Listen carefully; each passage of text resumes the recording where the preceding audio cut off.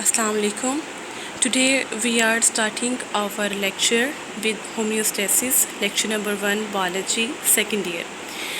Homeostasis का concept समझने के लिए सबसे पहले हमें एक डायग्राम की मदद लेनी होगी, that is of cell.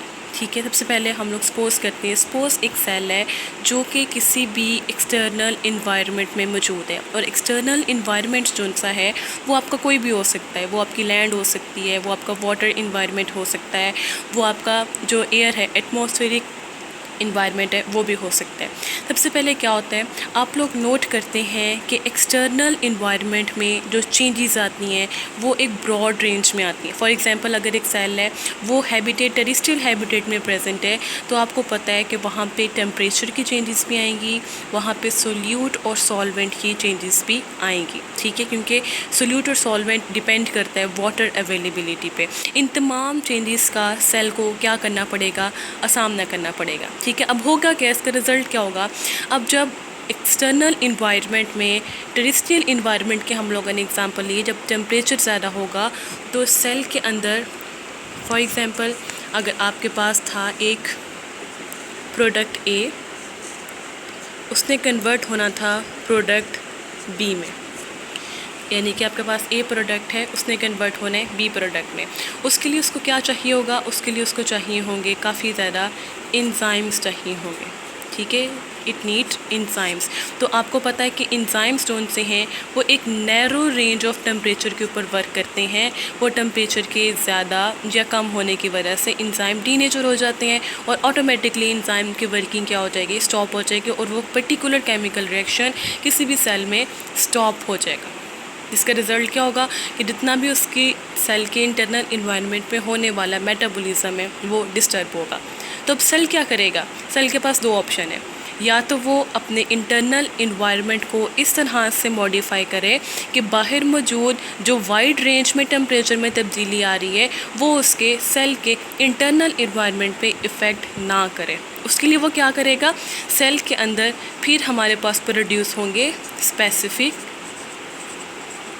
Mechanisms. ठीक है, जो कि उसके अंदर इंटरनल इन्वायरमेंट को प्रोटेक्ट करेंगे from the fluctuations of external environment. यानी कि हमारे पास होम्योस्टेसिस की क्या डेफिनेशन बनी, homeostasis is the process in which cell maintains its internal environment from the harms and fluctuations of external environment.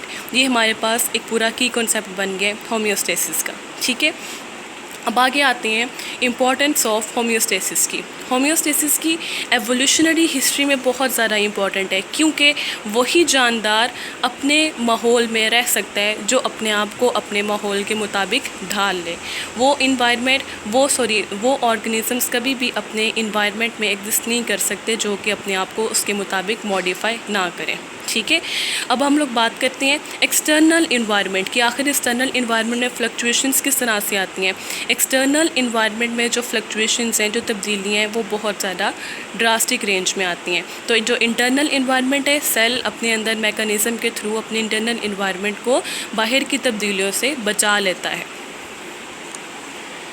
अब आगे हम लोग बात करते हैं ससेप्टेबल कंपोनेंट्स कौन से होते हैं जिनको सबसे ज़्यादा खदशा होता है सेल का डिस्ट्रॉय होने का. ठीक है, वो है हमारे पास वाटर, सोल्यूट, इंजाइम और पीएच. और जो होम्योस्टेसिस का प्रोसेस है ना वो भी ज़्यादातर इन ससेप्टेबल कंपोनेंट्स के ऊपर बेस करता है. सबसे पहले होम्योस्टेसिस की टाइप्स हैं ऑस्मोरेगुलेशन, जिनमें कोई भी सेल जोन सा है वो अपने अंदर सोल्यूट वाटर की मेंटेनेंस रखते हैं. फॉर एग्जांपल अगर एक हमारे पास सेल है उसको हम लोग निकाल कर ले जाएं किसी सॉल्ट वाटर में. सॉल्ट वाटर के अंदर क्या होता है, सॉल्ट वाटर में जो वाटर मॉलिक्यूल्स की तादाद है, जो वाटर की कंसंट्रेशन है वो कम होती है और सॉल्ट की कंसंट्रेशन ज़्यादा होती है. और जबकि सेल के अंदर वाटर की कंसंट्रेशन ज़्यादा होगी, सॉल्ट की कंसंट्रेशन कम होगी. रिज़ल्ट क्या होगा, ऑस्मोसिस. वाटर अपनी हाई कंसंट्रेशन से लो कंसंट्रेशन की तरफ मूव करेगा. रिज़ल्ट क्या होगा, डिहाइड्रेशन इनसाइड द सेल. तो ये सेल क्या करेगा, अपने अंदर से वाटर को जाने नहीं देगा. ठीक है, ये लॉकअप कर लेगा वाटर को अपने सेल के अंदर. So that's why it does not face any dehydration. फिर उसके बाद हमारे पास है एक्सक्रीशन. एक्सक्रीशन जोन सा है इसके अंदर हमारी जो हायर ऑर्गेनिजम्स हैं या फिर लोअर ऑर्गेनिज्म हैं, उनकी बॉडी के अंदर मौजूद जो मेटाबॉलिक वेस्ट होती हैं, जो किसी केमिकल रिएक्शन के रिज़ल्ट में प्रोड्यूस होने वाले एक्स्ट्रा सब्सटेंस जो कि उनकी बॉडी के अंदर टॉक्सिक हो जाते हैं, वो उनको एक्सक्रीट करता है। और ये मेनली जो है वो नाइट्रोजन बेस कंपाउंड्स होते हैं एक्सक्रीशन में। इसके बाद आती है thermoregulation. Thermoregulation is also a type of homeostasis, जिसमें कोई भी जानदार अपनी बॉडी का टेम्परेचर मेंटेन करता है with in a narrow range. For example अगर हम अपनी ह्यूमन बॉडी की एग्जांपल ले लें, हमारी ह्यूमन बॉडी का टेम्परेचर ज़्यादातर 37 to 35 या फिर 38 डिग्री सेंटीग्रेड तक रहता है, इससे ज़्यादा नहीं होता, चाहे हमारे बाहर का जो इन्वायरमेंट है उसका टेम्परेचर 48 या 49 ही क्यों ना हो जाए। इसके बाद हमारे पास आता है हाउ दिस प्रोसेस अकर। हमारे पास जो भी होम्योस्टेसिस का प्रोसेस किसी भी सेल के अंदर होता है, उसके हमारे पास कंपोनेंट्स होते हैं। एक होता है एक्सटर्नल इन्वायरमेंट, एक होता है इंटरनल इन्वायरमेंट और एक होता है हमारे पास कंट्रोल सिस्टम। अच्छा, अब जो मैंने ये लिखा हुआ है कि एक्सटर्नल इन्वायरमेंट में फ्लक्चुएशंस इन वाइड रेंज, यानी कि जो सेल के बाहर वाला इन्वायरमेंट है, यानी कि अगर ह्यूमन बॉडी की बात करें तो ह्यूमन बॉडी के जो बाहर वाला इन्वायरमेंट है, वहाँ पे फ्लक्चुएशंस किस रेंज में आ रही हैं, वाइड रेंज में आ रही हैं, यानी कि वो ज़्यादा तब्दीली आ रही है उसमें। टेम्परेचर अगर सर्दियों में होगा तो सर्दियों में हमारे पास तकरीबन 4 degree centigrade 10 degree centigrade temperature हम लोग रिकॉर्ड करेंगे। अगर गर्मी होगी तो उसमें टेम्परेचर तकरीबन 50 डिग्री सेंटीग्रेड या फिर 49 डिग्री सेंटीग्रेड 48 47 इतना टेम्परेचर गर्मी में होगा। यानी कि जो आप फॉर एग्जांपल टेम्परेचर की रेंज ही देख लें, वो कितनी वाइड रेंज है, कितनी वाइड रेंज में हमारा एक्सटर्नल इन्वायरमेंट का टेम्परेचर चेंज हो रहा है। इसके बाद हम लोग बात करते हैं कंट्रोल सिस्टम की।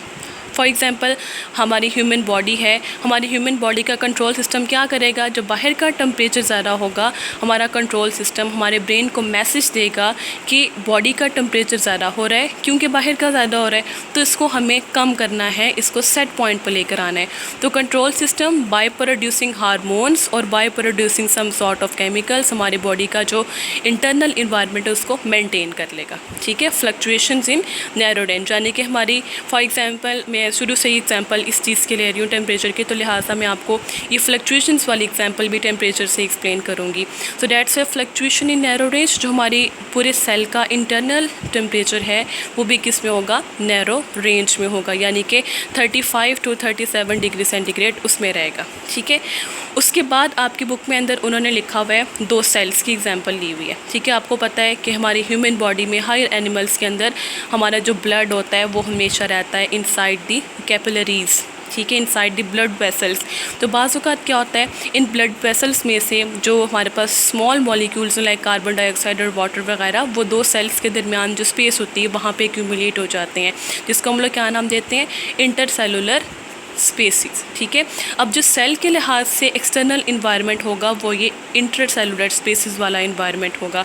इसके लिहाज से सेल जो सा है वो फिर अपना इंटरनल इन्वायरमेंट मेंटेन करेगा from the fluctuations in external environment. यानी कि जो हमारी बॉडी के सेल्स हैं उनका एक्सटर्नल इन्वायरमेंट क्या होगा, इंटरस्टिशियल फ्लूइड। तो सेल के अंदर जो फ्लक्चुएशंस आएंगी वो हमारी बॉडी के इंटरस्टिशियल फ्लूइड में आने वाली फ्लक्चुएशन से भी नैरो रेंज में वो अपनी जो है इन्वायरमेंट उसको मेंटेन करेगा। फॉर एग्जांपल अगर हमारे जो है इंटरस्टिशियल फ्लूइड उसके अंदर हार्मोन का लेवल थोड़ा सा ज़्यादा हो गया, तो सेल जो सा है वो अपने अंदर जितना उसको हार्मोन का लेवल चाहिए होगा वो उतना ही रखेगा, वो उतना ज़्यादा अपना फ्लक्चुएट नहीं करने देगा। So this is all about the process of osmo regulation, all about the process of homeostasis. Hope you like this lecture and please subscribe my channel.